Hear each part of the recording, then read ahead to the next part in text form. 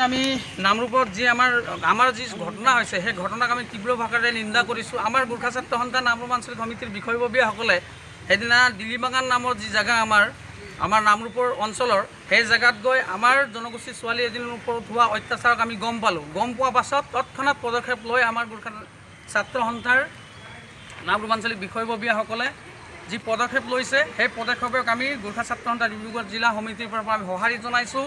আৰু আমাৰ এটাই কথা স্পষ্ট, আৰক্ষী প্ৰশাসনক আমি বিনম্ৰ অনুৰোধ কৰিব বিচাৰোঁ, দাবী জনাব বিচাৰোঁ, আমাৰ যি ছোৱালীজনীৰ ওপৰত অত্যাচাৰ হৈছে তাৰ বিহিত ব্যৱস্থা হওক সেই পাখণ্ডজনৰ ওপৰত, আৰু আইনী ব্যৱস্থাৰ হুৰুঙাৰ মাজেৰে যাতে ওলাই যাব নোৱাৰে তাৰ বাবে বিশেষ ব্যৱস্থা কৰক, তাকে আমি গোৰ্খা ছাত্ৰ সন্থা ডিব্ৰুগড় জিলা সমিতিৰ তৰফৰ পৰা দাবী জনাইছোঁ। ধন্যবাদ।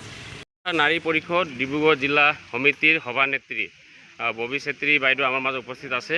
যিহেতু নামৰূপত এক অমানৱীয় ঘটনা এটা ঘটিছে, তাৰ বিষয়ে আপুনি কি কয়? নমস্কাৰ।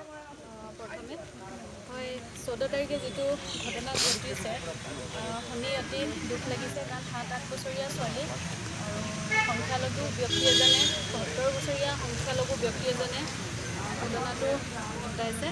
গতিকে আমি আজি নামৰূপ থানাত খবৰ ল'ব আহিছিলোঁ যে কি কেনেকৈ আমাৰ গোৰ্খা ছোৱালীজনীক ন্যায় দিছে বা কিবা কি ব্যৱস্থা লৈছে আইনে।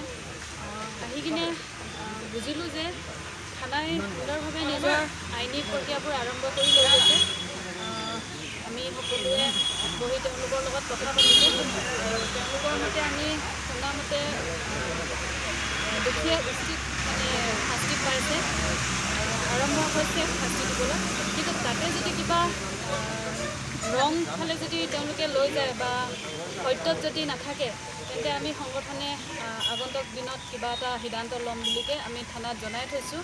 আৰু আমি আশা কৰিছোঁ ডিব্ৰুগড় জিলাত যাতে এনেধৰণৰ ঘটনা আৰু নহওক, কাৰণ আমাৰ গোৰ্খা সৰু ছোৱালী মাত্ৰ নহয়, বিভিন্ন জনগোষ্ঠীৰ ছোৱালী বা বোৱাৰী বা কোনোবা মহিলাক কোনোৱে এনেধৰণৰ চকুৰে নাচাওক, তাকেই আশা কৰিছোঁ।